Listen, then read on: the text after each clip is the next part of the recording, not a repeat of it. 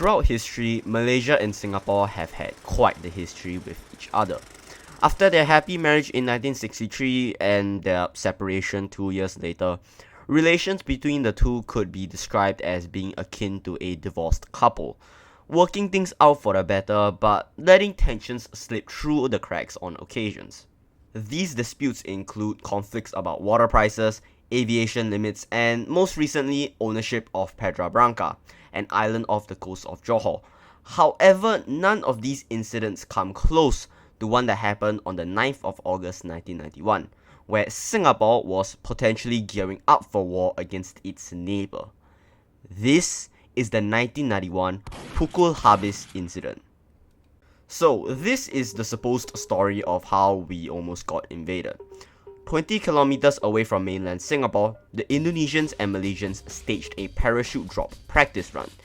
The official name of the exercise was Malindo Darsasa 3AB, meaning air, sea, and land. Now, allegedly, more than 300 paratroopers participated in this exercise, and they did this in Kota Tinggi, a district located in Johor. Normally, I'd assume this wouldn't be too out of the ordinary, Malaysian forces conducting exercises on their own soil. Despite the fact that the district was fairly close to Singapore, it was the other factors that caught Singapore's eye. C. Malindo Darsasa 3AB's codename was Pukul Habis. Now, translated, it meant total wipeout or total annihilation. And coincidentally, they decided to schedule this aptly named operation on Singapore's National Day, 9th of August. The Singapore government put 2 and 2 together.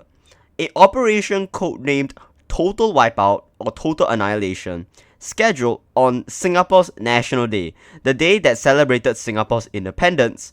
They didn't really take this all too kindly, to put it lightly. In response, the Singapore Armed Forces commenced open mobilization. Now, open mobilization is when this green soldier icon flashed on the TVs back then to signal to reservists that they were needed to bear arms. In this particular case, apparently thousands of reservists were called upon, making it one of the largest mobilizations so far. Supposedly, NS men were called back, live weapon and ammo were distributed, armor and artillery assets were deployed, and even landmines were planted. And this all happened on the eve of National Day. The Singapore government perhaps inferred that if an invasion were to happen, it would be during National Day, where the country's guard wouldn't be on high alert and all the government's top brass would be concentrated in one place.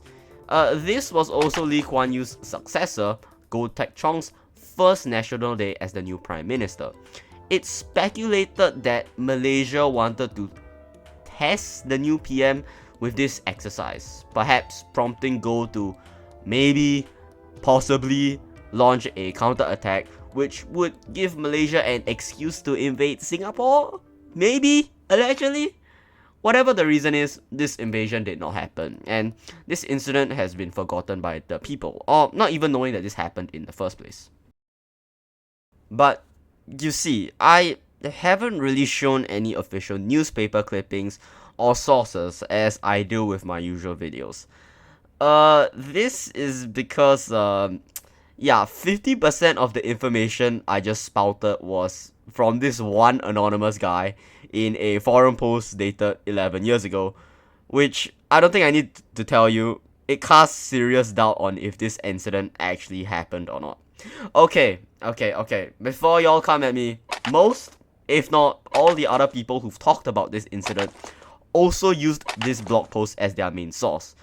So, let's see who this person really is. The commenter claims to be a Malaysian soldier with some knowledge about Pukul Habis. He provides additional context from Malaysia's point of view.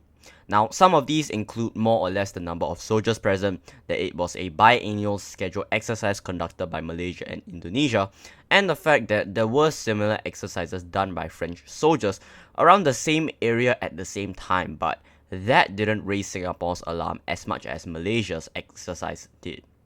Now, the reliability of this anonymous Malaysian commentator is, well, quite unreliable because I could say that I was also a Malaysian soldier with knowledge about Pukul Habis if I also had an anonymous account, so take what he says with a grain of salt. Aside from the information given by Mr. Anonymous here, I couldn't find some of the more finer details.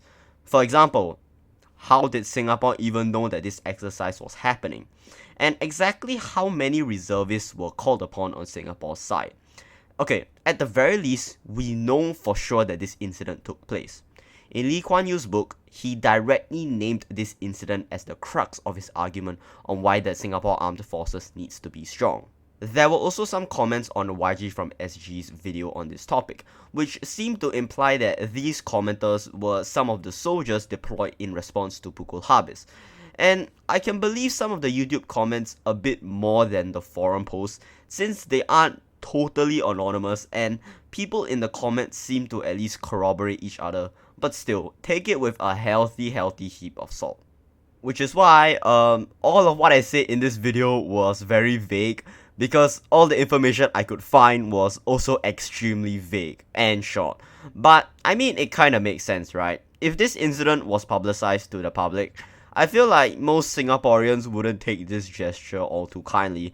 And also, it wasn't even proven that Malaysia was gearing up for war. So honestly, yeah, I feel like this was a pretty measured response from Singapore.